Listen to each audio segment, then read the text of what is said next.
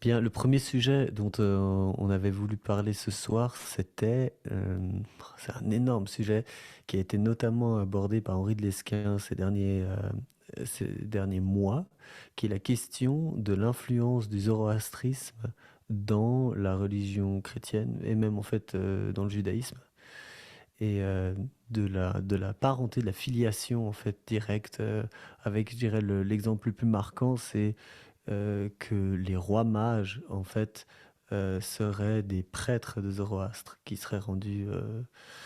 auraient rendu hommage au Christ lors de sa naissance. Et donc, c'est une théorie que moi, j'avais jamais entendue auparavant. Et ça m'intéresserait d'avoir ton avis sur ce que tu trouves que... On mettra le lien de la vidéo de la dernière conférence d'Henri de Lesquen sur ce sujet où c'est très, très approfondi, très intéressant. Ça dure environ 3 heures. Et on a tous les deux écouté ça attentivement, plus les autres fois où il en avait parlé de ce sujet. Et je sais que toi, tu as un avis particulier sur la question et ça m'intéresserait de le connaître. Oui, effectivement, c'est un sujet extrêmement intéressant, très profond, très original. Alors, il n'est pas nouveau.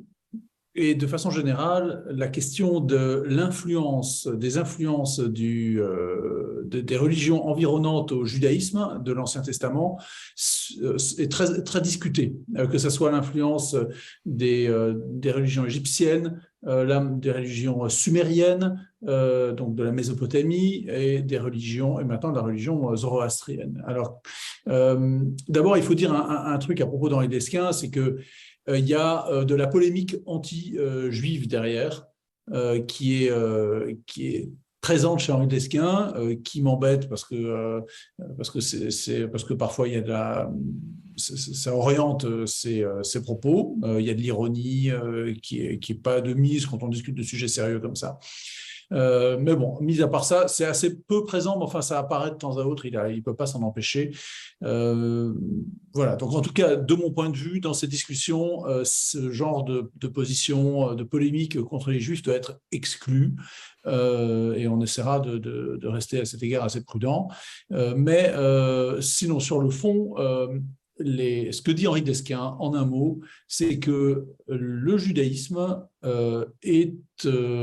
a subi une forte influence, et une influence gigantesque, et même une révolution au milieu du VIe siècle avant Jésus-Christ, précisément à partir de 539 avant Jésus-Christ, au moment où les Juifs, ce qui restait du peuple juif, qui avait été exilé en 597, je crois, à Babylone, donc l'actuel Bagdad, par un royaume, je crois que c'était par Nabucodonosor, je pense, peut-être que je vais en tout cas par un royaume mésopotamien, les Assyriens, je pense, ont eu le droit de retourner sur leur terre d'origine, donc ce qu'on appelait la Palestine à l'époque, euh, par le roi iranien. Alors à l'époque, c'est des Achéménides, mais ce sont des peuples d'origine iranienne. Et c'était le roi Cyrus le Grand qui autorise donc les Juifs de l'époque à retourner sur place. Et à ce moment-là, l'influence, ce qu'explique Henri Lesquin, alors c'est pas lui qui l'a inventé, hein, ce sont des recherches de savants, d'historiens des religions, d'archéologues.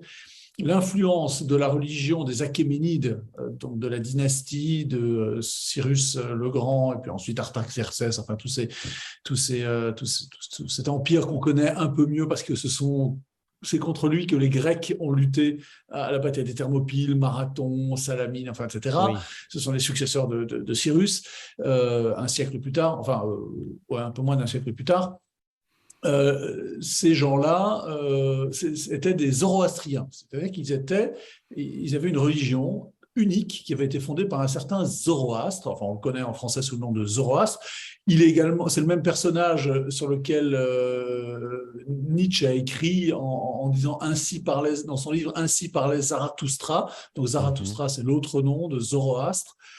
Et Zoroastre, c'est le fondateur d'une religion unique alors, dans l'actuel non pas Turkménistan, Ouzbékistan, je crois. Il était originaire de l'actuel Ouzbékistan, donc un peu au nord de l'Iran actuel, mais enfin bon, c'était la même zone occupée par ce peuple indo-européen qu'on appelait les Aryas, qui ont donné leur nom au mot arien, donc les peuples indo-européens, et également à Iran. Hein. L'Iran, c'est le pays des Aryens, des Ah oui. Aryas. Voilà, c'est la même étymologie.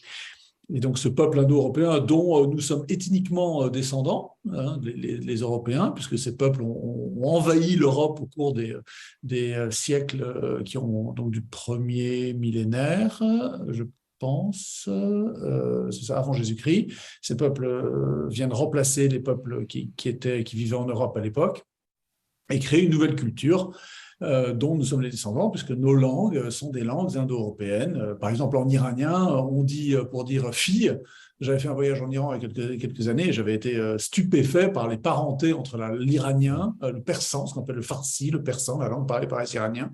En iranien, pour dire fille, on dit daktar. C'est évidemment Torster en allemand ou Daughter en anglais. Donc c'est pas la ou Camis, c'est la chemise, qui est un mot connu en arabe, mais qui vient du farsi en l'occurrence.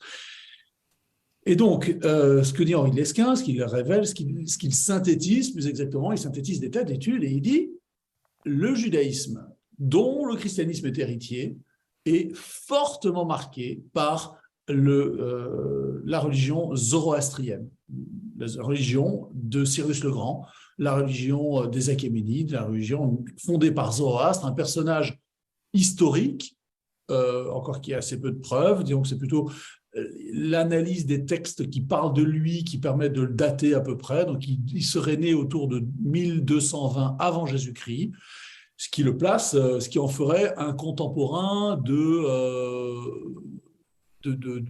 Moïse environ, ou un peu avant, un peu après Moïse, si Moïse est un personnage historique. Autant, si tant est que Moïse soit un personnage historique. Mais voilà, c'est la même période, voilà, 1200 avant Jésus-Christ, 1300, voilà, c'est cette période-là. Sauf que Zoroastre est bien plus documenté, en tout cas les sources, les écrits qu'il a laissés sont datables en raison du type de langage qu'il utilise. Hein. C'est comme ça que les critiques littéraires arrivent à identifier, à dater un texte en voyant un peu les signes qu'il y a derrière. C'est là-dedans, ça m'avait marqué dans la conférence d'Henri de Lesquin, qui disait que à cette époque, probablement, il ne connaissait pas encore le bronze ou quelque chose comme ça. Enfin, ils étaient extrêmement primitifs, ils n'avaient probablement pas d'agriculture ou des. Enfin, Alors non, c'est... je confonds avec un autre truc, mais ça m'avait Non, non, marqué non, sur non. cette datation.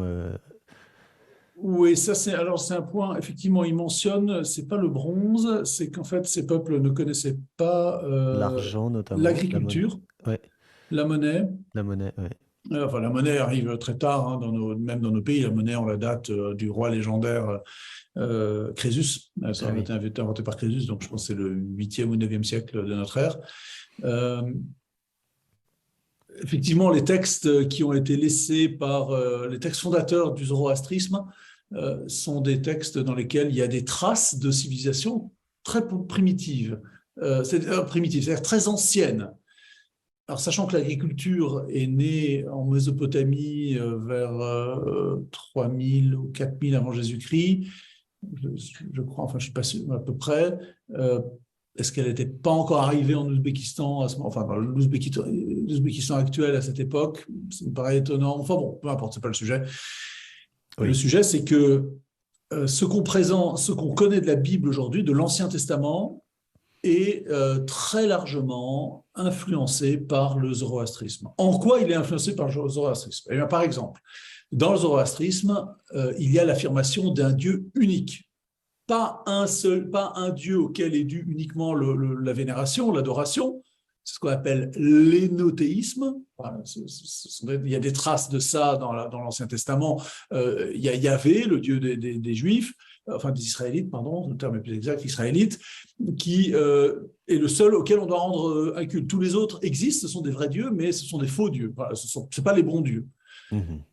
Pareil, dans l'Égypte d'Aménophis IV ou Akhenaton essaye de faire une réforme on dit souvent que c'est du monothéisme. Ce n'est pas vraiment du monothéisme, c'est de l'énothéisme. Énos, en grec, ça veut dire l'un d'eux, l'un d'entre eux.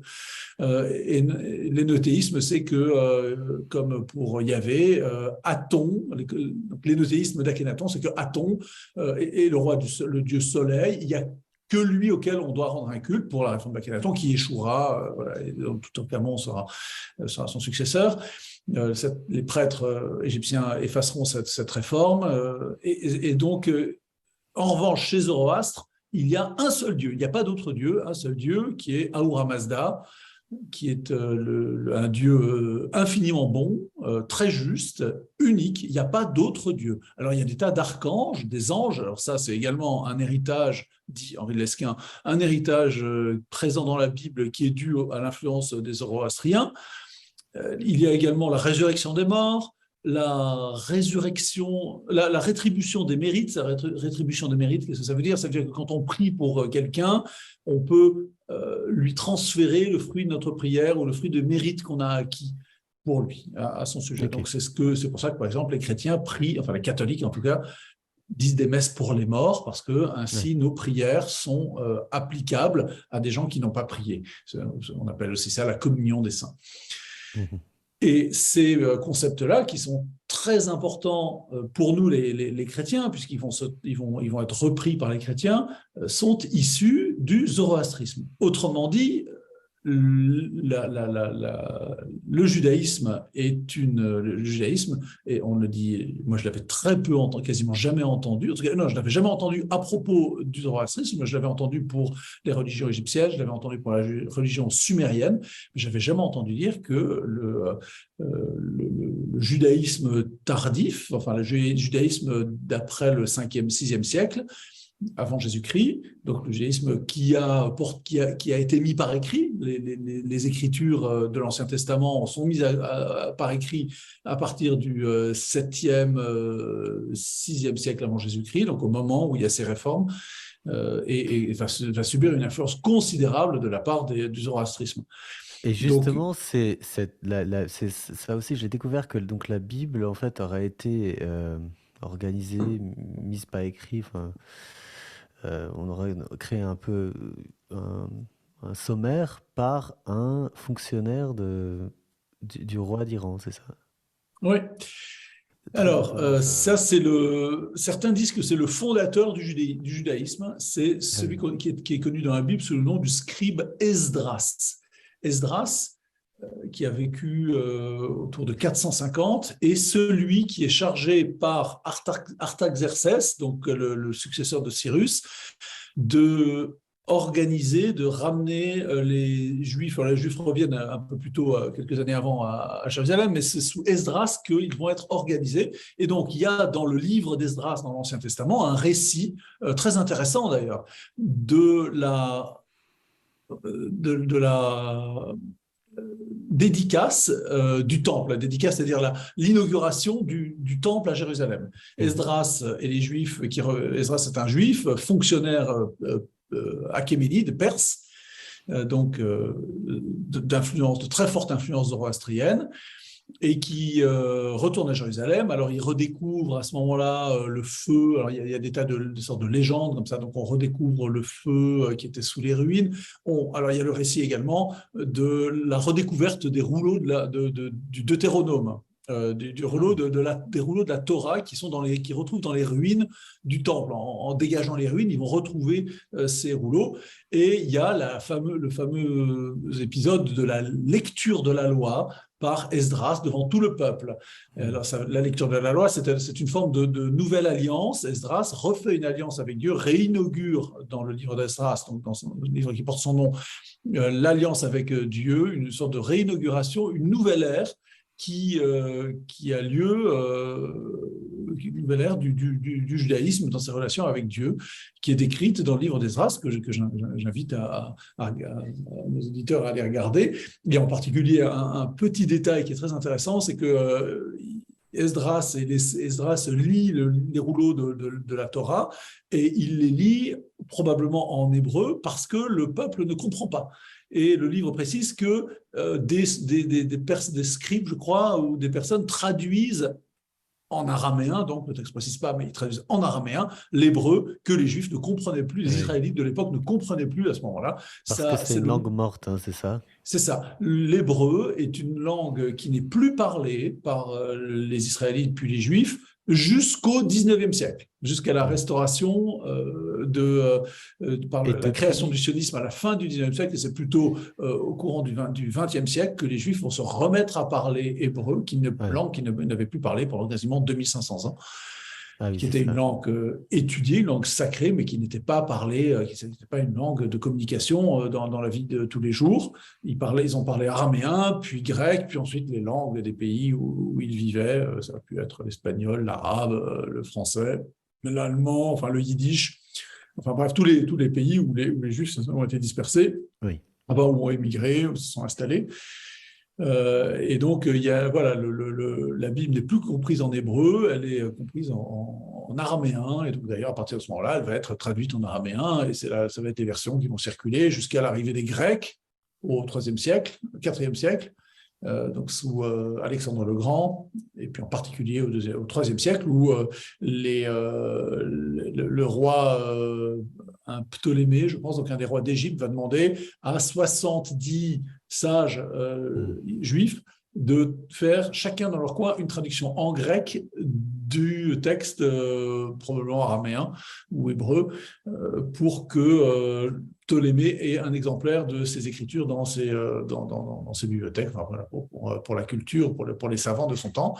Alors, c'est une légende, évidemment, mais il se trouve que la légende, c'est qu'il y a eu 70 traducteurs qui, chacun dans leur coin, ont traduit la Bible, l'Ancien Testament, et que les 70 traductions étaient toutes identiques. Et donc, ça a donné, donc c'est un miracle, c'est pour expliquer que Dieu d'abord, c'est qu'il est autorisé, il est permis de traduire l'hébreu. Donc en fait, les Juifs et les chrétiens n'ont pas de langue sacrée. C'est pas comme le Coran qui ne peut être lu et étudié qu'en arabe, que dans une Mhm. seule langue. C'est pas le cas des écritures des Juifs et des chrétiens qui elles peuvent être traduites.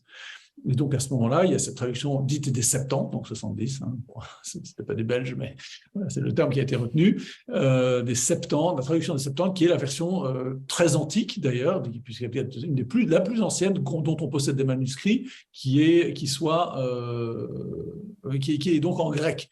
Donc, en fait, à strictement parler, les versions les plus anciennes de la Bible, de l'Ancien Testament qu'on a, sont en grec et en araméen.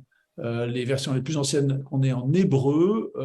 Alors, il y a des fragments qui ont été retrouvés à Qumran, donc dans les grottes des Esséniens, qui doivent dater du 1er siècle de notre ère, enfin, au temps du Christ, ou juste avant peut-être. Quelques rouleaux qui ont été retrouvés en cuivre.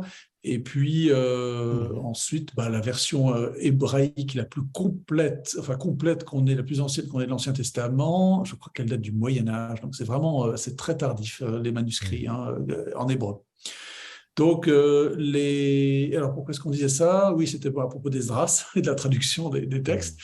Esdras, effectivement, va refonder et probablement réécrire et enrichir les textes de l'Ancien Testament avec un apport zoroastrien considérable. Pourquoi? Parce que le zoroastrisme est une religion aux textes sacrés très élevés, aux spéculations très sophistiquées qui ont probablement dû impressionner les savants juifs de l'époque et qui ont...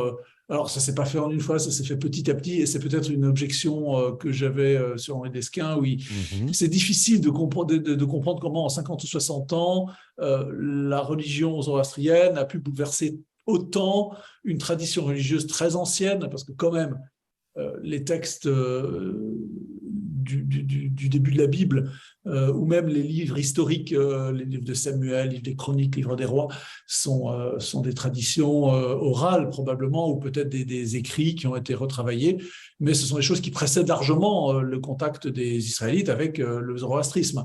On le Oui. sait par la langue, le langage, l'hébreu qui est utilisé, qui est plus ou moins primitif, enfin qui est plus ou moins ancien, donc on arrive à détecter. Tout ça n'a pas été écrit au 5e siècle par Esdras. Il avait un matériau qu'il a remis en forme probablement, qu'il a réinterprété, mais enfin qu'il a enrichi, mais il y a beaucoup de textes qui sont purement juifs Et probablement d'ailleurs, les textes cités par Henri Desquin abondamment, et les textes qui sont assez scandaleux d'ailleurs, hein, qui racontent les crimes épouvantables commis par les Oui. Israélites anciens lors de la conquête de la Palestine, enfin de la terre de Canaan, comme on disait, l'actuel Israël ou Palestine, des textes dont ils se vantent en fait, hein, des crimes dont ils se vantent, qui sont absolument atroces, qui sont très différents de la culture zoroastrienne, de l'élévation du sens religieux, de la bonté du dieu d'Ahura Mazda, du dieu des Zoroastriens. Donc, voilà, ça c'est un problème. Mais Henri Desquin, à un moment, est un peu plus subtil dans sa conférence et il dit oui, mais en fait, c'est sans doute cette assimilation des vérités, des concepts zoroastriens dans l'Ancien Testament, après, à partir du 5e siècle, quoi, a dû se faire assez progressivement. Elle n'a pas été du jour au lendemain. Mais enfin, c'est quand même un changement considérable. Alors moi, par exemple, pour prendre la question de la résurrection des morts, j'avais déjà entendu que l'Ancien Testament, les livres, je ne sais pas, par exemple, quand on lit l'histoire d'Abraham ou d'Isaac, de Jacob, il n'y a rien sur la vie après la mort. Effectivement, les croyances de l'époque, enfin la Bible est très pauvre, les premiers livres de la Bible, avant les prophètes, et même c'est les prophètes tardifs qui commencent à parler de la résurrection des morts, hein, et donc c'est probablement après Esdras, après le contact avec l'assimilation du corpus zoroastrien. Mais avant ça, les Juifs, les Écritures juives, enfin l'Ancien Testament, ne parlent jamais de ce qui se passe après la mort. On ne sait même pas s'il y a un jugement. Il y a le concept du Sheol, qui est une espèce de séjour des morts, qui est d'ailleurs assez proche de la conception des Mésopotamiens, j'ai vérifié ça tout à l'heure, hein, des religions sumériennes, où il n'y a pas de paradis. Le paradis, c'est un mot persan, enfin, Aria, le paradis, c'est une invention. Les Juifs ont pris ce concept, les Israélites, pardon, je corrige à chaque fois, ont pris ce concept aux Zoroastriens. Le fait de ce jardin originel et ce lieu où résident les âmes bienheureuses. Avant ça, il n'y a pas du tout. Alors, je me souviens d'un de mes professeurs qui avait dit, en fait, dans les anciens textes, les Israélites, qui étaient très en contact avec les Égyptiens, vont refuser absolument toutes les spéculations que les Égyptiens ont sur la vie après la mort. Spéculations très abondantes. On se connaît évidemment le rite de l'embaumement, des momies, qui traduit donc une espérance dans une vie qui ressemble un peu après la mort. Donc le mort voyage, on lui donne toutes ses affaires personnelles, il a même la nourriture, enfin bref. Donc les Égyptiens avaient une très riche concept, enfin, très riches idées sur la vie après la mort. Les Israélites vont refuser absolument ça, probablement, et créer une coupure stricte au point de ne jamais en parler. Jusqu'au livre de Daniel, je crois, qui est le premier à parler. Alors, il y a déjà dans le livre d'Ézéchiel, il y a une prophétie sur les eaux, il y a une vision d'Ézéchiel qui voit une vallée d'ossements, puis les eaux qui se reconstituent, et puis il voit des morts qui vivent à nouveau. Donc, il y a une idée de la résurrection à ce moment-là. Enfin, la résurrection des morts est quelque chose de tellement neuf, même du temps du Christ, que une des trois sectes du judaïsme du temps du Christ, il y en a trois, hein. Il y a les Sadducéens, donc qui vient du mot Sadoc, donc un des prêtres, donc c'est le milieu des prêtres du temple, les pharisiens et les Esséniens. Et donc les Sadducéens sont ceux, et dans les évangiles on en parle, sont ceux qui ne croient pas dans la résurrection des morts. Donc, or les Sadducéens ne tiennent pour valide que les 5 premiers livres de l'Ancien Testament, ce qu'on appelle la Torah, donc Genèse, Exode, Lévitique, Nombre et Deutéronome. Donc le Pentateuque, les 5 livres, et dans lesquels on ne parle absolument pas de la résurrection. C'est tout à fait étranger. Et donc effectivement, cette conception-là de la résurrection des morts apparaît. Alors voilà, on peut imaginer que les Juifs refusent lorsqu'ils sont en contact avec les Égyptiens, d'assimiler ces croyances païennes, enfin païennes, le mot n'a pas beaucoup de sens, mais à cette époque, étrangères. Mais de là à n'avoir rien, ne rien dire sur, après la mort sur la vie après la mort, c'est quand même effectivement on pourrait dire une conception assez sommaire de la religion, parce que quand même, la religion, s'il n'y a pas le salut, s'il n'y a pas un sens de l'éternité, qu'il y a dans les autres religions. Hein. Bon, il y a évidemment la réincarnation, qui est quelque chose de très ancien. La toute première religion primitive du chamanisme, les chamanismes sont liés à la réincarnation d'animaux, d'ailleurs, on s'incarne dans animaux, prend la forme d'êtres naturels, enfin d'éléments naturels. Mais en tout cas, chez les Israélites, les premières parties de l'Ancien Testament, il n'y a rien là-dessus. Et donc ça, c'est introduit par le zoroastrisme, qui lui, en revanche, a une croyance dans la résurrection des morts. Donc ça c'est un élément capital qui arrive dans le judaïsme à ce moment-là. On pourrait prendre d'autres sujets. Bon, j'ai parlé des archanges. C'est pas un point très important pour nous aujourd'hui dans le christianisme, mais ça vient c'est quand même très présent dans l'Ancien Testament. Enfin, c'est important parce qu'il y a quand même il joue des grands rôles dans le Nouveau Testament. Hein, l'Annonciation, par exemple, à Marie, hein, l'archange Gabriel. Il y a l'archange Saint-Michel qui fait l'objet d'une dévotion dans le christianisme, l'archange Raphaël, qui est un personnage du livre de Tobie, un des livres anciens, les plus récents du Nouveau Testament, de l'Ancien Testament. La rétribution des mérites, ça j'en ai déjà parlé. Voilà, il y a beaucoup de concepts comme ça qui viennent en fait d'une religion indo-européenne qui, et alors c'est ça qui est intéressant, c'est que la religion sémitique qui est le judaïsme ancien, le proto-judaïsme on va dire, d'avant, proto-judaïsme, c'est-à-dire avant l'exil, avant le VIe siècle, donc avant Esdras, est une religion sensiblement différente du judaïsme tardif, constitué après le contact enrichi par le zoroastrisme, et qui va donner le christianisme. Et dans le christianisme, qui va se propager principalement dans des peuples d'ailleurs indo-européens, donc des Grecs, les Latins, et puis ensuite les peuples germaniques, dont nous sommes ou celtiques, qui sont des peuples indo-européens. Et donc en fait, il y a une espèce d'affinité entre le christianisme qui est l'héritier du judaïsme tardif, qui est l'héritier du zoroastrisme, et qui va se développer, qui va avoir une grande affinité, donc qui va facilement prendre sa place dans des peuples indo-européens.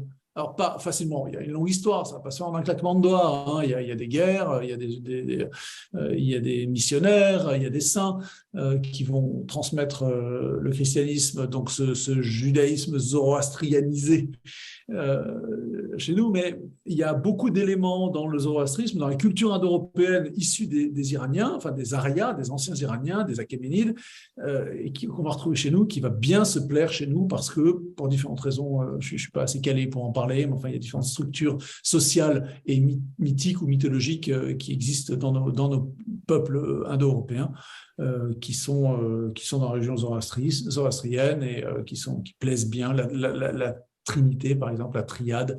La Trinité, c'est un concept issu des Indo-Européens et qu'on retrouve comme par hasard dans le christianisme. Oui, et qu'apparemment on ne retrouve pas vraiment dans les premiers livres de l'Ancien Testament, c'est ça? Pas du tout, oui et non. Il y a des bribes, des allusions, en tout cas les chrétiens vont voir des allusions à la Trinité dans les premiers livres de l'Ancien Testament, qui ne sont pas forcément les plus anciens, hein, mais qui sont les plus en tout cas les plus anciens dans la tradition, pas les plus anciens dans la rédaction. Et qui contiennent des traces parfois on va dire des avant-goûts de la Trinité. Par exemple, l'épisode du livre de la Genèse de l'hospitalité d'Abraham, lorsqu'Abraham reçoit 3 mystérieux visiteurs qui sont en fait Dieu. Une fois, il leur parle au singulier, une fois, il leur parle au pluriel. Donc, c'est 3 anges, mais c'est 3 personnes, trois hôtes, ceux qui lui font d'ailleurs la promesse dans un an, ils reviendront et Sarah sera enceinte. Oui. Donc le miracle principal de la vie d'Abraham, avoir une descendance alors que Sarah était stérile. Euh, Là, il y a des idées qui sont interprétées par les chrétiens comme des avant-goûts de la Trinité, la révélation du Dieu unique et trine, trois personnes en une seule substance. Voilà, ça, ce sont des éléments, ça, ce sont des mythes, des thèmes indo-européens. Alors, pourquoi est-ce que c'est intéressant, cette affaire-là? C'est que, d'abord, on nous en parle jamais. Il y a c'est quelque chose d'absent de la tradition chrétienne ancienne, probablement parce que ça avait été oublié, encore que les premiers pères de l'Église, Saint Clément d'Alexandrie, Saint Justin Martyr, sont tout à fait au courant de ce que c'est que le zoroastrisme, qui sont les mages, pas des rois, hein, mais les mages, c'est-à-dire des prêtres zoroastriens, qui viennent rendre hommage au Christ comme s'ils déposaient au pied du christianisme l'héritage zoroastrien. C'est ça aussi, hein, c'est que le christianisme reprend le zoroastrisme pur ancien, parce que le zoroastrisme va connaître plusieurs des corruptions, en tout cas, des éloignements. Celui d'aujourd'hui qui persiste n'est pas vraiment semblable à celui dont on parle, hein, c'est ça? Ouais, il a pris des aspects polythéistes. C'est ce qu'on appelle les farsis. Donc, ils sont encore présents en Inde. En Iran, ils ont disparu. Hein, ils ont été éliminés totalement. Pas totalement. Moi, j'ai une très bonne amie iranienne qui, en tout cas, prétend être zoroastrienne. Oui, non, mais qui est des Iraniens zoroastriens, oui, mais en Iran même, il y en a. J'ai visité les deux lieux, effectivement. Il y a un endroit où il y a encore le feu sacré qui est entretenu. Mais alors, ils sont vraiment sous stricte surveillance. Hein. C'est comme toutes les religions non chiites. Mais ils sont beaucoup plus présents en Inde. Et on connaît d'ailleurs dans la littérature l'épisode dans Le Tour du monde en 80 jours où Phileas Fogg sauve une indienne du bûcher où elle devait être brûlée avec son mari. Et c'est une farcie, semble-t-il. Si ma mémoire est bonne, c'est une farcie. Donc voilà, c'est donc une zoroastrienne. Il y a des personnages comme ça qui apparaissent, qui nous sont familiers, mais on ne sait pas qu'ils sont zoroastriens. Donc, en quoi c'est important? Donc, d'abord, la première chose, c'est qu'on ne nous parle jamais de ça lorsqu'on s'intéresse à l'histoire du christianisme, de cet héritage zoroastrien. On insiste beaucoup sur l'héritage de l'Ancien Testament, sur le judaïsme, sur mais en réalité, qu'est-ce que c'est que ce judaïsme dont nous sommes les héritiers? C'est en fait un judaïsme matiné très largement de zoroastrisme. C'est-à-dire qu'il y a des révélations, les éléments les plus élevés dans le judaïsme que le christianisme a repris sont des éléments zoroastriens. C'est quand même incroyable. On n'a pas repris la religion raciale, enfin l'aspect racial du judaïsme ancien, parce que le zoroastrisme n'est pas une religion nationale, raciale. Elle n'est pas liée à un seul peuple bien identifié avec la filiation. Il faut que la mère soit juive. Enfin, bref. Bon, ça a varié dans l'histoire du judaïsme, mais en tout cas aujourd'hui c'est comme ça. C'est une religion universelle. Et c'est ce que le christianisme est devenu d'ailleurs, très très vite, enfin quasiment tout de suite, avec Saint-Pierre et Saint-Paul, règle la question très très tôt est-ce qu'il faut être juif pour être chrétien? Non, le salut est ouvert à tous les peuples. C'est ça la révélation chrétienne. Ce qui était réservé aux juifs est désormais ouvert à tous les peuples. La résurrection des morts, j'en ai parlé, la Trinité dans la Trinité. Bon, il y a des choses... Alors, il faut quand même garder l'originalité du christianisme. Il y a des choses qui n'existent pas dans le zoroastrisme ou dans le judaïsme zoroastrianisé. C'est, par exemple, la miséricorde. Le dieu Ahura Mazda est un dieu juste, mais ce n'est pas un dieu miséricordieux. Ça, ce sont des aspects. La miséricorde, alors là, je diffère un peu de ce que dit Henri Lesquin. La miséricorde, l'aspect miséricordieux de Dieu est très présent dans les psaumes, dans la Bible, même si parfois c'est un Dieu qui demande à commettre des crimes épouvantables. On peut penser que c'est l'évolution de la révélation où Dieu éduque le peuple, éduque les hommes petit à petit, comme on éduque un enfant, et peu à peu lui affine son sens religieux. Et donc les massacres qui étaient commis au nom de Dieu dans la Bible, dans le livre de Samuel, le livre des rois, n'ont plus lieu plus dans le judaïsme tardif. Pareil par exemple pour la polygamie. Les patriarches, Abraham, Isaac, etc., sont polygames. Mais les Juifs du temps du Christ ne pratiquent pas la polygamie. C'est un commandement qui a disparu, qui n'est plus appliqué. Mais tu as commencé en disant que ça, c'était des originalités du christianisme, mais... La miséricorde, par exemple, le Dieu miséricordieux, enfin, c'est un accent très fort, le pardon des péchés. Dieu pardonne, Dieu sait pardonner. Ahura Mazda ne pardonne pas, hein, jamais. Mais c'est un héritage... C'est un héritage, à mon avis, proprement juif. Ah, juif, c'est ça. Proprement sémitique, on va dire, proprement sémitique, de religion sémitique, qui est intégré, développé dans la révélation chrétienne, par le Christ. Mais alors il y a ça. Alors il y a un point sur lequel je pense que Henri de Lesquen a fait une erreur, c'est lorsqu'il dit que l'idée de Dieu Père, de la paternité divine, est absente de l'Ancien Testament. Alors ça c'est faux. Il y a des travaux, j'ai vérifié ça tout à l'heure, il y a des travaux absolument irréfutables qui mentionnent, enfin qui listent tous les endroits où Dieu est Père dans l'Ancien Testament. Ahura Mazda, je pense... Non, Ahura Mazda n'est pas Père. Est-ce qu'il est Père? Je ne sais plus. Bon, en tout cas, l'idée de paternité, Henri Lesquen dit qu'elle vient des Grecs. Hein, de là, Dieu, Zeus, Pater, Jupiter, d'ailleurs, c'est le même mot, hein, c'est Dieu Père. Ça, c'est un thème, ça, c'est la religion grecque et romaine, repris par les Romains, irréfutable, mais qu'on retrouve également dans l'Ancien Testament. Donc, Henri Lesquen dit que le christianisme a repris à l'hellénisme, donc à la religion grecque, l'insistance sur la paternité de Dieu. Ça, je pense que c'est pas vrai.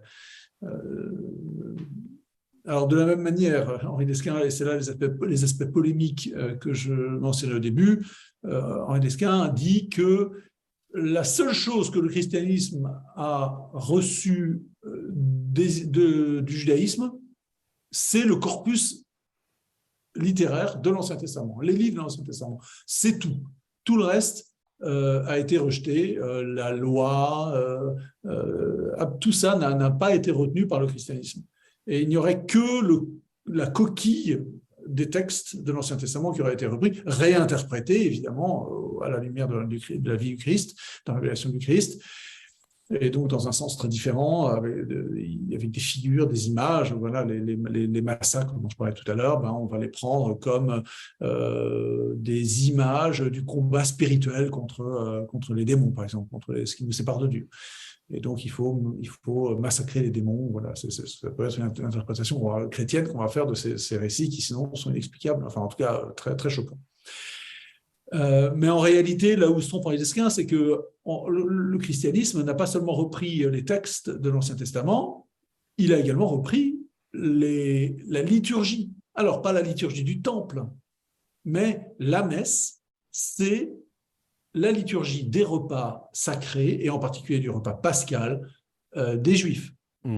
Là, ça a tout à fait été démontré par le père Louis Bouillet, qui est un grand théologien et un grand spécialiste de la liturgie du XXe siècle. C'est un de mes auteurs préférés, Bouillet, B-O-U-Y-E-R, qui a écrit un livre fameux qui s'appelle Eucharistie, dans lequel il étudie en profondeur les textes, toutes les prières qui étaient dites pendant la messe, qu'on appelle les prières eucharistiques, dans toutes les traditions, hein, pas seulement la tradition latine, mais également les textes orientaux. Et il compare ça avec les textes des repas juifs, en particulier du repas pascal, qu'on appelle le Seder, qui a une parenté incroyable avec la messe telle qu'on la sert aujourd'hui. Les prières eucharistiques, écrites par les chrétiens, ne sont pas des prières juives, elles diffèrent des textes juifs utilisés, mais elles sont dans leur forme, dans leur structure, dans leur contenu, très très proche des prières juives. Donc en fait, la liturgie, notre liturgie est une liturgie juive. Et d'ailleurs, c'est le commandement du Christ. Faites ceci en mémoire de moi, lors de la dernière scène, faites ceci en mémoire de moi, c'est-à-dire prier à nouveau en utilisant cette prière dite de bénédiction, ces repas, ces prières qu'on dit pendant les repas juifs, ce sont des prières de bénédiction, ce qu'on appelle des berakot. Vous voyez, le beraka qui veut dire bénédiction en hébreu.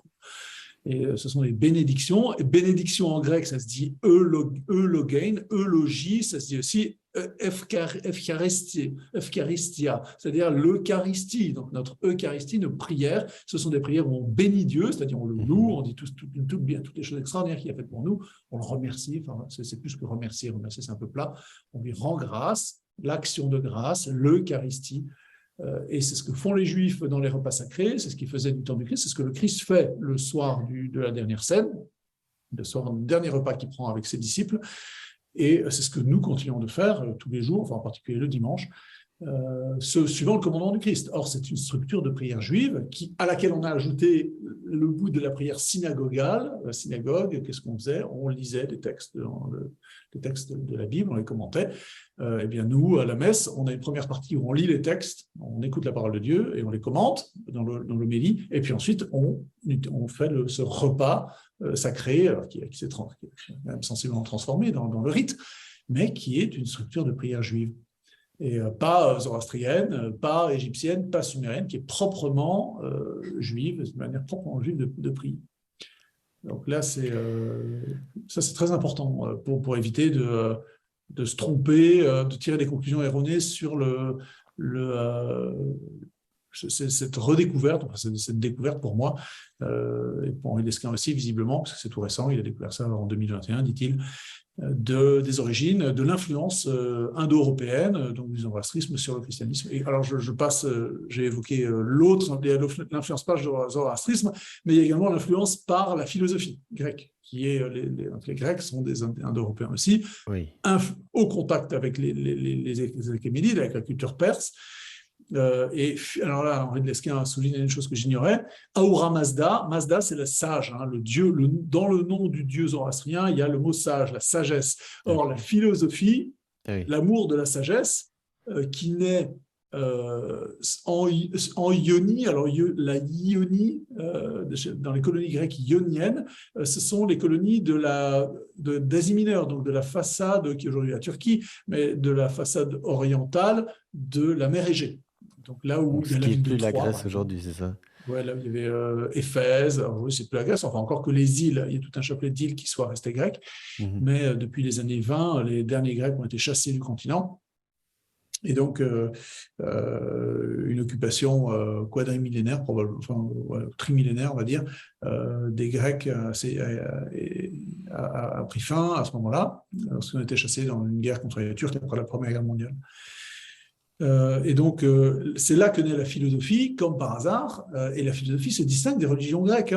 Les philosophes n'ont pas la même démarche que la religion grecque. C'est vraiment une autre activité intellectuelle, spéculative, et qui est probablement issue du contact avec les Achéménides, avec les Zoroastriens, avec la religion d'Ahura Mazda, le sage, le dieu. Je ne sais plus ce que veut dire Ahura, enfin Mazda, je crois que c'est le sage. Donc ça aussi, c'est très intéressant, c'est que le zoroastrisme a une influence sur la philosophie des Grecs, puis notre philosophie, c'est une démarche qu'on doit aux Aryas, qu'on doit aux Indo-Européens. C'est quand même... ça donne une profondeur historique totalement nouvelle, en tout cas pour moi. Oui, et surtout, moi, ce qui m'avait particulièrement intéressé, c'était le fait que finalement, je voyais beaucoup le christianisme comme un héritage du judaïsme, et puis le judaïsme comme le début de quelque chose, en fait, alors que c'est en réalité beaucoup plus probable que le judaïsme soit lui-même hérité de choses qui existaient déjà. Et là, on en a justement un exemple, en fait, de ce qu'il y avait avant, et donc ça remet en fait de la perspective, et ça nous redonne un nouveau champ d'exploration, et ça, c'est vraiment passionnant. Alors, il y a un autre point sur lequel Henri Lesquin discute beaucoup, qui est très intéressant, sur lequel j'ai une petite correction à faire. c'est à propos des Esséniens. Alors, qui sont Oui, les Esséniens? Comme j'ai dit, les j'allais te Esséniens poser la sont question. une des trois sectes, sectes pas au sens négatif, hein, secte, c'est-à-dire division, quoi, une des trois Oui, divisions du judaïsme du temps du Christ. Les Sadducéens, je répète, les pharisiens et les Esséniens. Notez que les Sadducéens et les Esséniens non, disparaissent et que après la destruction du temple, au 1er siècle après Jésus-Christ, par les Romains, les Juifs, le seul judaïsme qui va subsister, c'est celui des pharisiens, le judaïsme rabbinique. Ils vont réformer le judaïsme à ce moment-là, puisqu'il n'y a plus de temple, donc ils sont obligés de retrouver une liturgie. Et le oui, judaïsme actuel, enfin, ceux qui s'appellent juifs aujourd'hui, sont des descendants des pharisiens. d'accord. Enfin, une partie des descendants des pharisiens, parce qu'il y a beaucoup de pharisiens qui se sont convertis au christianisme, hein, qui ont suivi le Christ. Il y a des témoignages là-dedans, des attestations dans les évangiles, dans les actes des apôtres. Voilà. Donc, ce n'est pas seulement des relations polémiques entre les chrétiens et les pharisiens, il y a également de fortes affinités, en particulier à propos de la résurrection des morts, qui est très importante pour les pharisiens. Les Esséniens, quant à eux, les Esséniens sont un peuple, une secte, un groupe du judaïsme ancien qui se distingue des Sadducéens et des pharisiens par une vie communautaire de type monastique. Ah oui, Et ça, c'est très original. Et alors, ça donne lieu à beaucoup de spéculations sur l'origine du monachisme, c'est-à-dire l'institution monastique chrétienne, et puis sur l'origine de ce monachisme chez les Esséniens. D'où tiennent-ils ça? Il n'est pas impossible que les Esséniens, que ces communautés monastiques soient issues du bouddhisme. Tenez-vous bien. hmm, Alors, il ne faut pas oublier que au IVe siècle, lorsqu'Alexandre le Grand arrive, qu'on crée, étend son empire jusqu'à l'Indus, jusqu'à l'Inde, il tombe sur les bouddhistes, les premiers bouddhistes. Hein. Le bouddhisme est une réforme des anciennes religions hindouistes par un prince indo-européen d'ailleurs, du nord-nord de l'Inde, quasiment l'Afghanistan, le Pakistan actuel, qui va réformer au 7e siècle, donc il est né vers 6e siècle, je crois, 580, quelque chose comme ça, ou 600, bon, bref, 6e ou 7e siècle, c'est la création du bouddhisme par Bouddha, par Siddhartha, enfin un prince de ce point-là. Et le bouddhisme va développer des communautés monastiques, donc des communautés où certains hommes ou femmes renoncent à la vie habituelle, ne se marient pas, vivent dans la pauvreté et dans les exercices dans l'ascèse, et pour approfondir leur vie religieuse. J'ose pas dire leur relation à Dieu dans le cas du bouddhisme, parce que les dieux n'ont aucune importance, je crois, dans le bouddhisme. Mais en tout cas, une vie religieuse approfondie dans cette institution de communautaire, ou d'ailleurs érémitique, donc solitaire, du bouddhisme. Donc, Alexandre le Grand arrive à la fin du IVe siècle en contact, les Grecs arrivent en contact avec cette culture. Après la mort d'Alexandre, il y a un royaume qui se crée, et une culture particulière qui se crée au Pakistan, sur les rives de l'Indus, fusionnant la culture grecque et la culture bouddhiste, et la religion bouddhiste. Par exemple, lorsqu'on visite, on peut voir dans les musées d'art asiatique, et moi j'ai vu au Pakistan des statues extraordinaires, des statues de Bouddha, mais qui sont grecques. C'est des statues, ils vont sculpter des statues grecques de Bouddha, donc c'est des visages de Grecs, des corps, donc c'est tout à fait étonnant. Et donc, il y a un roi dont le nom m'échappe à l'instant, un roi gréco-bouddhiste, qui va envoyer des missionnaires, donc vers 250 avant Jésus-Christ, qui vont envoyer des missionnaires bouddhistes, puisque le bouddhisme est prosélyte, c'est-à-dire qu'il cherche à convertir les gens, à se créer des nouveaux adeptes, comme le christianisme, par exemple. Le judaïsme n'est très, très peu prosélyte, l'islam l'est beaucoup. Mais voilà, donc il y a des bouddhistes qui vont probablement arriver, avec lesquels les Israélites vont être en contact au IIIe siècle avant Jésus-Christ ou au IIe siècle. Et donc il n'est pas impossible que cette institution monastique, qui sinon arrive de nulle part chez les Esséniens, soit d'origine bouddhiste. Évidemment, il n'y a pas du tout le corpus religieux bouddhiste chez les Esséniens, ne nous trompons pas, mais il y a cette influence indo-européenne, à nouveau, qui arrive donc peu de temps avant la naissance du Christ, chez les Juifs, et qui va prospérer chez les Esséniens. Or, les Esséniens on pratique des bains rituels, certains disent des baptêmes, et Henri Lesquin dit oui, le baptême. Alors d'abord, Jean-Baptiste est un héritier des Esséniens. Les Esséniens disparaissent parce que en fait, ce sont des disciples de Jean-Baptiste et en fait, on n'entend plus parler, mais parce qu'en fait, ils deviennent chrétiens. Et le baptême, qui est le premier sacrement, le plus important, c'est pas le plus important, mais c'est le deuxième le plus important pour les chrétiens, le fait de plonger quelqu'un dans l'eau, ou en tout cas de lui verser de l'eau sur la tête, en signe de nouvelle naissance, de purification, c'est quelque chose qui est hérité des Esséniens, et donc le christianisme a un héritage essénien indubitable, et donc une autre influence indo-européenne via le bouddhisme. Et d'ailleurs, le monachisme est héritier des Esséniens et donc du bouddhisme, le monachisme chrétien. Alors là, je ne suis pas d'accord. D'abord, sur le baptême, je ne suis pas d'accord, parce que le baptême des Esséniens n'a rien à voir avec notre baptême à nous.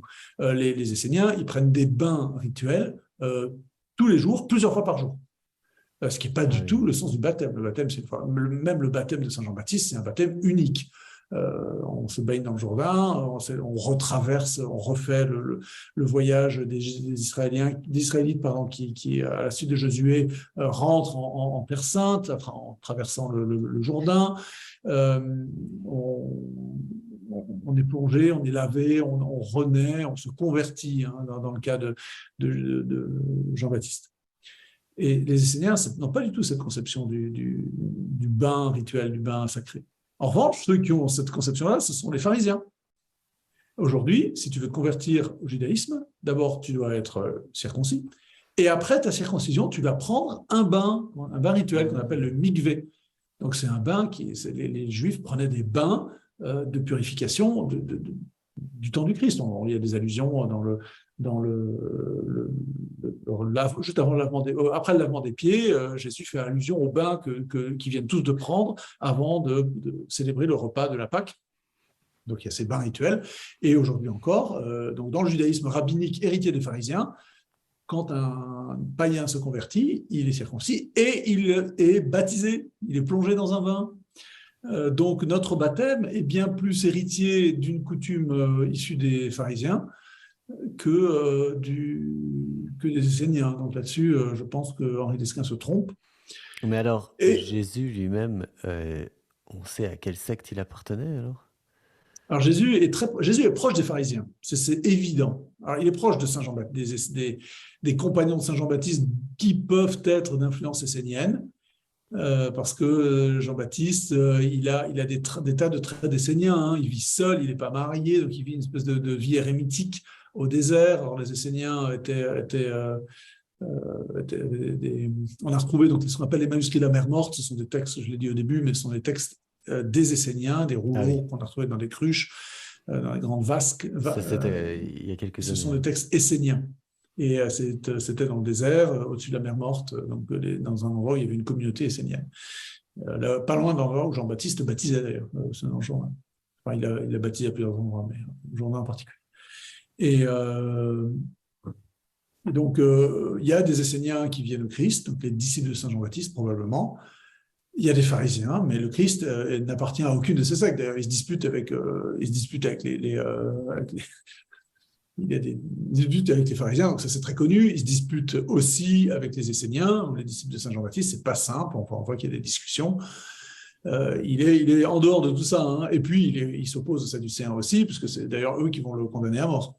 Enfin, qui vont demander sa mort, pardon. C'est les Romains qui condamnent à mort, mais c'est eux qui vont comploter pour obtenir la mort. Donc c'est les prêtres, parce que le Christ menace l'institution du temple, croit-il. et qui donc tout le monde, il est ennemi de tout le monde. Il est Ok, proche de tout le monde, mais ennemi de tout le monde. donc plutôt pharisien lui aussi. Ouais, on dirait sinon qu'il est plutôt pharisien, hein. C'est à cause de la piété, à cause de la résurrection des morts, la nécessité de conversion. Enfin voilà, on dirait qu'il est assez proche des pharisiens. Et puis l'autre point, c'est la question du monachisme. Est-ce que les moines chrétiens sont des héritiers des Esséniens? Ben, j'en doute fort. D'abord parce que le monachisme n'apparaît qu'à la fin, au tout début du IVe siècle de notre ère, en Égypte, autour de Saint Antoine, et pour des raisons très différentes des Esséniens, hein, ou du bouddhisme. Pourquoi est-ce que les premiers moines apparaissent? C'est qu'à partir du moment où le christianisme s'institutionnalise, donc à partir de Constantin, on ne meurt plus facilement martyr, si je puis dire. C'est beaucoup plus difficile Oui, de devenir martyr. C'est-à-dire que l'idéal des premiers chrétiens, c'est de mourir comme le Christ, de verser son sang comme le Christ, pour le Christ. Et donc, l'idéal, la mort idéale, la façon la plus sûre d'être saint, c'est de mourir martyr, de verser son sang pour le Christ. Puis à mm, partir du moment où il y a moins de moyens de devenir martyr, parce que le christianisme est toléré, ou devient mhm. même la religion d'État un peu plus tard, eh bien, les chrétiens fervents vont chercher, vont développer des nouvelles manières de radicalité, des nouveaux modes de radicalité. Et le radicalisme, ça va être d'aller au désert comme le Christ, de ne pas se marier, de vivre comme le Christ, d'être pauvre comme le Christ, et obéissant comme le Christ. Hein, pauvreté, célibat, enfin continence, chasteté, obéissance. Donc, les trois vœux des moines. Et donc c'est pour ces raisons-là que, et d'ailleurs ils sont au début solitaires, ils ne sont pas en communauté. Bon, très vite il y a du monachisme cénobitique, comme on dit, c'est en communauté. Et les anachorètes qui sont des ermites et les cénobites qui vivent en communauté. Il y a deux sortes de moines. Donc c'est pas la filiation avec l'essénisme, elle me paraît vraiment tirée par les cheveux, parce qu'en fait il n'y a plus d'esséniens depuis longtemps, depuis au moins 3 siècles. Et puis les raisons qui font ils vont au désert sont tout à fait propres au christianisme. Alors ça ressemble, peut-être qu'il y a des influences avec le bouddhisme, mais bon, je pense elles sont négligeables par rapport au véritable motif d'apparition du monachisme dans le christianisme. Donc sur l'héritage essénien, je pense que Henri Lesquin, comme beaucoup, hein, beaucoup en font des tonnes autour des Esséniens. Pourquoi? Parce que ça a été très à la mode, ça a fait beaucoup de recherches. Quand on a trouvé les manuscrits de la mer Morte, on a redécouvert ces gens-là, dont parlait Flavius Joseph, on n'avait plus de traces. Flavius Joseph, c'est un auteur juif qui écrit en grec du temps du Christ. Il est contemporain du Christ ou juste après, et il raconte dans ses histoires juives, les antiquités juives, pardon, les siècles, le premier siècle autour du Christ. Donc on a beaucoup de détails historiques, plus ou moins fiables, parfois il fait des erreurs, euh, sur la Judée du temps du Christ. Voilà, je pense que j'ai passé en Ouais, revue sacré sujet. les points les plus intéressants. Pour résumer, le judaïsme n'est pas une religion pure, le judaïsme antique, dont le christianisme est héritier, n'est pas une religion qui tombe du ciel, comme l'étape de la loi. Elle est née dans un terreau sumérien d'abord, au contact ensuite des Égyptiens, fortement marqués. On retrouve dans les récits, par exemple, les récits de la création du livre de la Genèse sont à la fois très proches des récits sumériens, par exemple de l'épopée de Gilgamesh, ou des récits, ça a frappé beaucoup de monde, mais en même temps, elles se séparent quand même beaucoup, elles se distinguent énormément des récits, des créations sumériennes. Ensuite, il y a le contact polémique avec les Égyptiens, et puis en même temps assez proche, hein, Moïse, c'est un nom égyptien, Moïse, hein. Moïse est un Égyptien. Et puis, enfin, et ça c'est le plus récent et le plus lourd dans l'héritage, c'est le zoroastrisme, dont le christianisme est issu et sans lequel le christianisme ne serait pas aussi marqué, encore que le christianisme est enrichi et des points de distinction exécute, si on veut, une espèce de fusion entre l'héritage sémitique, donc proprement juif, on dirait, et puis l'héritage zoroastrien indo-européen. Et donc il y a une synthèse qui est faite comme ça, avec des apports hellénistiques aussi, qui sont également indo-européens, donc grecs. et qui aboutissent à la synthèse du Nouveau Testament. Donc Qui, tu dirais pas que le le christianisme est une religion zoroastrisme. propre seulement indo-européenne, non, ça je ne le dirais pas. Ouais. Non, bah, Pas- je veux plutôt dire, est-ce que tu considères que le zoroastrisme a plus influencé le christianisme que le judaïsme actuel, enfin, le pharisianisme, ou non? Ben, évidemment, ça c'est ce qu'on ne peut pas s'empêcher de penser quand on écoute Henri Desquin. Oui, On se dit, ouais, mais alors en fait, le judaïsme d'aujourd'hui, il est très zoroastrien. Effectivement, résurrection des morts, rétribution des mérites, Dieu, paternité divine, non, elle vient pas pardon, je me corrige, elle vient pas du zoroastrisme, elle existe déjà dans le judaïsme. Euh, oui, ils sont très influencés, les anges, encore qui jouent un rôle moins important dans le judaïsme, mais bon, dans l'Ancien Testament, il y a des tas d'anges, hein, et les anges, les anges viennent du zoroastrisme, hein, c'est pas, ça n'existe pas ailleurs. Ou alors ce sont des dieux, mais pour distinguer les anges des dieux, ouais, il faut le zoroastrisme. Le zoroastrisme, les anges ne sont pas des dieux. Il n'y a qu'un seul dieu. Le monothéisme, alors évidemment, le monothéisme, ça, c'est zoroastrien. ouais. C'est évident. Et donc, le judaïsme actuel est aussi l'héritier du zoroastrisme, mais peut-être moins que le christianisme, parce que, par exemple, ce n'est pas une religion universelle. Le Oui, christianisme est une religion universelle. Il y a mais la là, miséricorde dans le judaïsme, comme dans le zoroastrisme et le christianisme. Mais, pardon, non, excusez-moi, il n'y a pas de miséricorde dans le zoroastrisme. Abraham Mazda n'est pas miséricordieux. Yahvé est miséricordieux, le Christ est miséricordieux. Donc ça, et c'est pas il y a la zoroastrien. question des messies, là, messie qui signifie oint, et Oui, que alors c'est quelque chose qu'on ça c'est pas une retrouve. institution.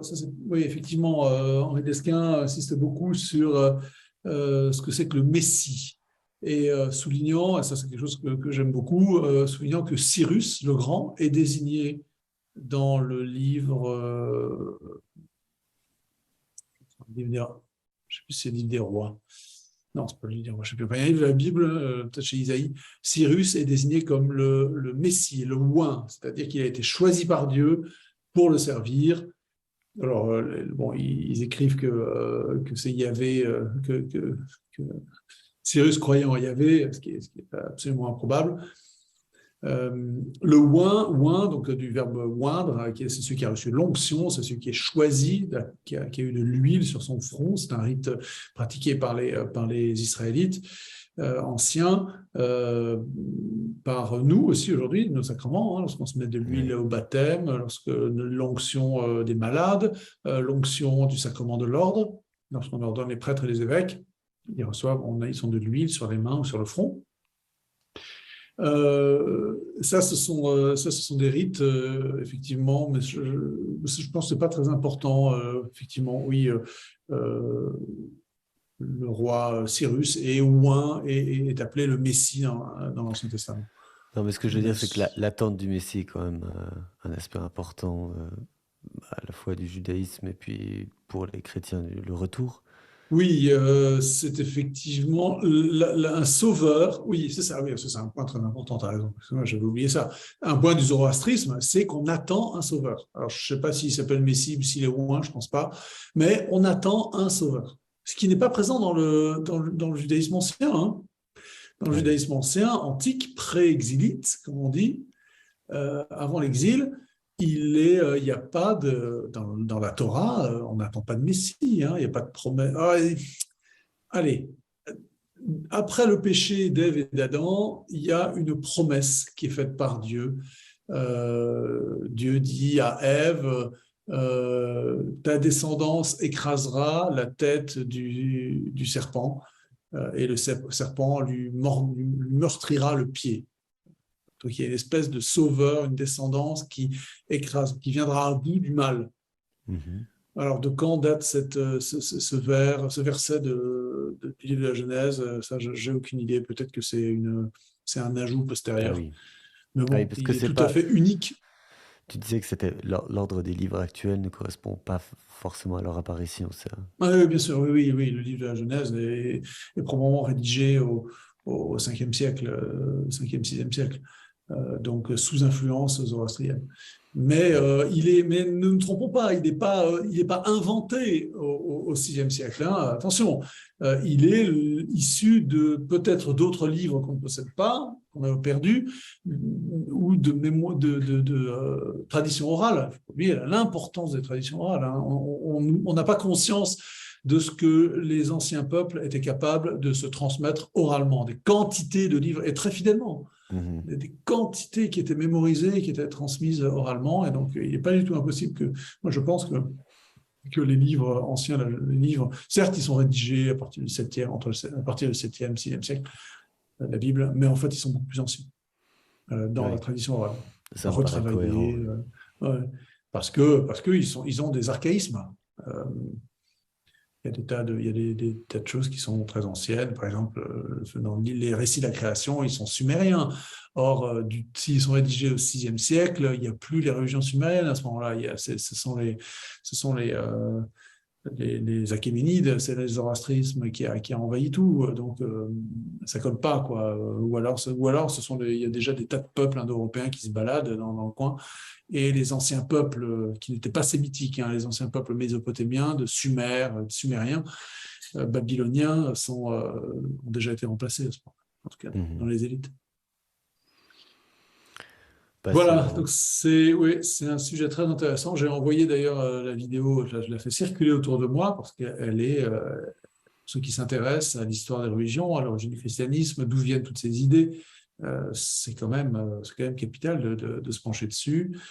Pour en savoir un peu plus sur le judaïsme aussi, quels sont les rapports entre christianisme et judaïsme,